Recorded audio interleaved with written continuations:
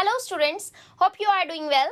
Again I am here to discuss chapter number 4 with you all, that is sorting materials into groups. यानी कि एक जैसी चीजों का ग्रुप बनाना. तो स्टूडेंट्स, जैसे कि पिछले 3 चैप्टर्स में हमने देखा कि हमारे खाने की बहुत सारी वेराइटीज हैं, ऐसे ही इसके अलावा भी अलग अलग वेराइटीज की बहुत सी चीजें पाई जाती हैं. So today the contents we are going to discuss are properties of material, that is appearance, solubility, flotation or buoyancy, transparency, जिसमें हम पढ़ेंगे transparent, translucent and opaque object. तो छोटा सा एंड वेरी इंटरेस्टिंग चैप्टर है. सारा चैप्टर हमारी daily life की एग्जांपल से भरा पड़ा है. तो आइए मिलके पढ़ते हैं. तो स्टूडेंट्स, जैसे कि हम अपने चारों ओर कुर्सियां, बैलगाड़ियां, साइकिल्स, खाना पकाने के बर्तन, बुक्स, कपड़े, खिलौने, पानी, पत्थर और भी बहुत सी चीजें देखते हैं. इन सभी ऑब्जेक्ट्स के शेप्स, कलर्स एंड यूजेस अलग अलग हैं. अगर आप अपने पास राउंड ऑब्जेक्ट्स को फाइंड आउट करें तो आप पाएंगे रबड़ की ball, football, glass, marble etcetera. अगर आप ऐसे ऑब्जेक्ट्स फाइंड आउट करें जो लगभग राउंड हैं but not properly round, then you will get apples, oranges, पानी का घड़ा और गोल गोल मोतीचूर के लड्डू और भी बहुत कुछ. इसी तरह आप अगर एडिबल चीजों की लिस्ट बनाएं तो इसमें आपकी किचन में पड़ी हुई ढेर सारे खाने की चीजें इंक्लूड हो जाएंगी. अब आपकी पहली 2 लिस्ट में से भी कुछ चीजें इस लिस्ट में आ जाएंगी, जैसे कि laddu, apple, oranges etcetera. Similarly, अगर आप प्लास्टिक की चीजों का ग्रुप बनाएं, then you will get objects like a bucket, lunch box, toys, water containers, pipes and many such things. तो स्टूडेंट्स, एनसीईआरटी का आपसे ये 3 लिस्ट बनवाने का मेन मोटिव यही है कि आपको ये बात पता चले कि ऑब्जेक्ट्स को ग्रुप करने के बहुत सारे तरीके हैं. अभी जो हमने 3 एग्जांपल्स ली, उनमें हमने ऑब्जेक्ट्स की उनकी शेप और स्टफ के बेसिस पे ग्रुपिंग की. हमारे आसपास जितने भी ऑब्जेक्ट्स होते हैं वो एक या एक से ज्यादा मटेरियल से मिलके बनते हैं. दीज मटेरियल्स में भी glass, metal, plastic, would, cotton, paper, mud और सॉइल एटसेट्रा. तो स्टूडेंट्स, जैसे आपने अभी एक जैसे ऑब्जेक्ट्स की ग्रुपिंग करना सीखा, इसी तरह कुछ और एग्जांपल्स लेके हम कंप्लीट करेंगे एनसीईआरटी में दिया गया table 4.1 and 4.2. So the examples of objects we have taken: chalk, pencil, notebook, rubber, duster, hammer, nail, soap, spoke of a wheel, bat, match box, potato, wall, trees, doors, tractor and road. Now we have to classify all these objects according to the materials they are made up of. So first object is plate, which is made up of steel, glass, either plastic or any other material. Next is pen, which can be plastic pen or a metal pen. Next object we are taking is hammer, which is made up of iron and wood. Next object हम ले रहे हैं pencil, which is made up of wood and graphite. Now next table 4.2 is about different types of objects that are made from the same material. यानी कि similar materials को use करके बहुत से objects को बनाया जा सकता है. जैसे कि हमने पिछले टेबल में पढ़ा कि पेंसिल बनाने और हैमर बनाने में भी लकड़ी का यूज होता है. चलिए आप और मैं मिलके ये टेबल कंप्लीट करते हैं. सो फर्स्ट मटेरियल ले रखा है वुड. इससे बनने वाले कुछ ऑब्जेक्ट्स हैं: chair, table, plough, bullock cart and its wheels. Next material is paper, and objects made out of paper are books, notebooks, newspaper, toys, calendars, etc. Next material is leather, and the objects made out of it are shoes, bags, suitcase, jackets, belts, purse, etc. Next material is plastics, and the examples of objects made out of it are buckets, chairs, tables, bags, lunch box, etc. Next material is cotton, and the objects can be cloths, bandage, bed sheets, cushion, bags, etc. So in 2 table में से हमने ये सीखा कि objects की अलग अलग तरीकों से ग्रुपिंग की जा सकती है. फिर आपने सीखा कि आपके आसपास जितने भी ऑब्जेक्ट्स आप देख पा रहे हो वो अलग अलग मटेरियल से बने हुए होते हैं. ऑल्सो कुछ ऑब्जेक्ट्स सिंगल मटेरियल से भी बने होते हैं और कुछ एक से ज्यादा मटेरियल से बने हुए होते हैं.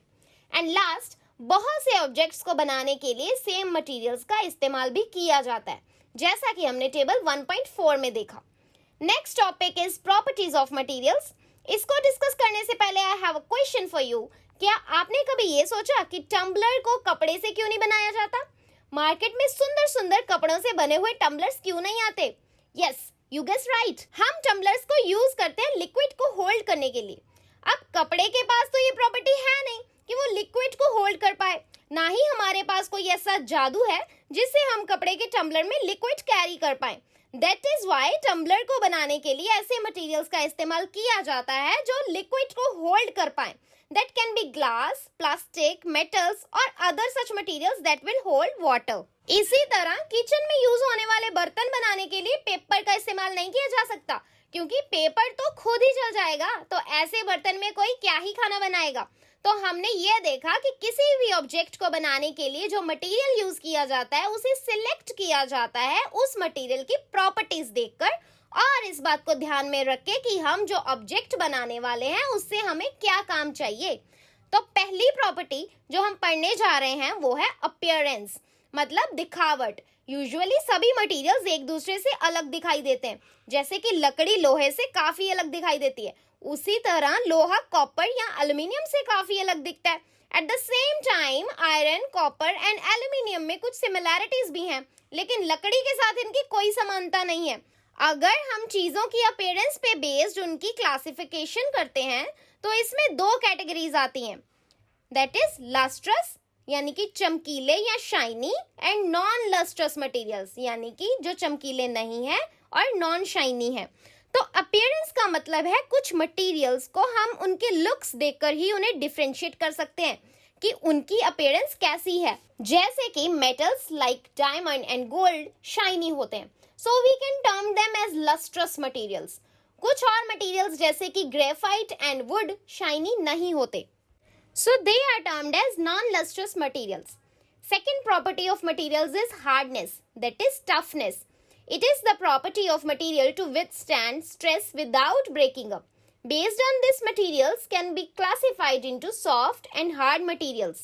तो वो materials जिन्हें हम easily compress या stretch कर पाते हैं वो soft materials कहलाते हैं, जैसे कि rubber band, cotton, candle, sponge, etc. और जिन मटेरियल्स को कंप्रेस या स्ट्रेच करना डिफिकल्ट होता है they are called as hard materials, for example iron. Third property of materials is solubility. Based on this materials can be soluble और insoluble. Soluble मतलब जो घुल जाते हैं और इनसॉल्युबल मतलब जो घुलते नहीं। Soluble substances can be defined as substances which completely dissolve in water and disappear.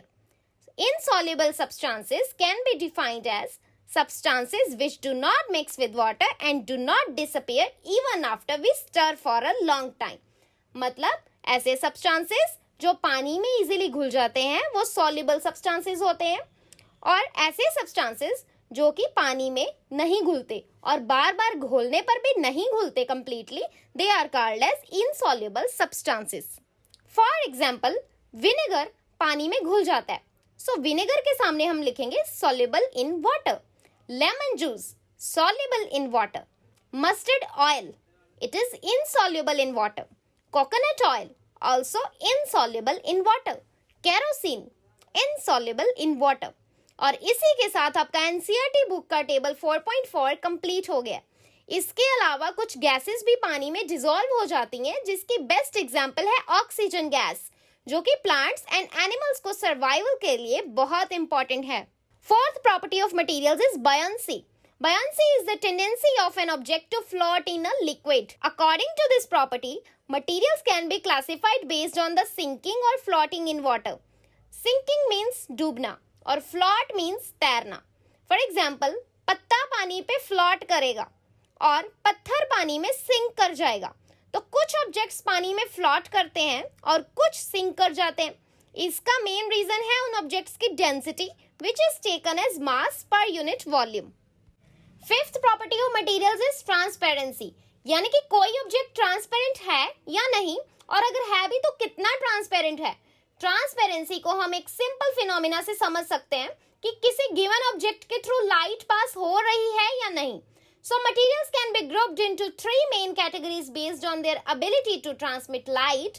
So according to classification based on transparency, there are three types of objects: transparent, opaque and translucent. Transparent objects, जिन objects के through visible light pass हो जाती है उन्हें transparent objects कहते हैं. Example: glass, water, air and some transparent plastic containers and some other plastics. In short हम transparent objects के आर पार क्लियरली देख सकते हैं। ट्रांसलूसेंट ऑब्जेक्ट्स, जो ऑब्जेक्ट सिर्फ कुछ ही लाइट को खुद से पास होने दे, जिनमें से सिर्फ सम पार्ट ऑफ लाइट ही पास हो, they are called as translucent objects. In shorts हम ट्रांसलूसेंट ऑब्जेक्ट्स के आर पार देख तो सकते हैं but not clearly. Examples are plastic bottle, plastic cup, butter paper, vegetable oil etcetera. Opaque objects, जिन ऑब्जेक्ट्स के थ्रू लाइट पास नहीं होती, they are called as opaque objects. In short हम ओपेक ऑब्जेक्ट्स के आर पार नहीं देख सकते। Examples are wood, metals, cemented wall, roof, book and some kind of plastic. तो यहाँ तक हमने यह सीखा कि मटेरियल्स की अपनी अलग अलग अपीयरेंस होती है और उनका पानी या किसी भी चीज में घुलने का तरीका भी अलग अलग है। कुछ चीजें पानी में फ्लोट करती हैं और कुछ चीजें सिंक कर जाती हैं। इसके अलावा चीजें ट्रांसपेरेंट भी होती हैं, कुछ ट्रांसल्यूसेंट और कुछ ओपेक होती हैं। हम चीजों की ग्रुपिंग उनकी प्रॉपर्टीज में सिमिलैरिटीज एंड डिससिमिलैरिटीज के बेसिस पे कर सकते हैं। So here is a question, why do we classify things? हमें चीजों को ग्रुप में रखने की जरूरत ही क्या है? क्यों जरूरत पड़ती है चीजों को ग्रुपिंग करने की? घर पे हम एक सी चीजों को एक साथ रखते हैं, जैसे कि लड़कियों का मेकअप सारा का सारा एक जगह पे आप रखना चाहोगे ताकि जब आप यूज करें तो चीजें ढूंढने में कोई परेशानी ना आए। सिमिलरली किचन में मम्मा ने दालें अलग से ग्रुप करके रखी होती हैं, मसाले भी एक साथ रखे होते हैं एंड ऑल्सो यूटेंसिल स्टैंड में ग्लास एक साथ, प्लेट्स एक साथ, कटोरी, चम्मच सबकी ग्रुपिंग की हुई होती है ताकि चीजों को लोकेट करने में आसानी रहे। सिमिलरली ग्रोसर शॉप में बिस्किट्स का कॉर्नर अलग होता है, साबुन का अलग, दालों का अलग और इसी तरह हर एक चीज की ग्रुपिंग की हुई होती है। उन्हें मिक्सअप करके नहीं रखा जाता ताकि जब कस्टमर आके उनसे कुछ मांगे तो वो उसी सेक्शन में जाके झट से वो सामान निकाल के कस्टमर को दे दे और उन्हें पूरी दुकान ना छाड़नी पड़े किसी चीज को ढूंढने के लिए। So here the chapter is over. See you in the next video. Take care. Bye bye.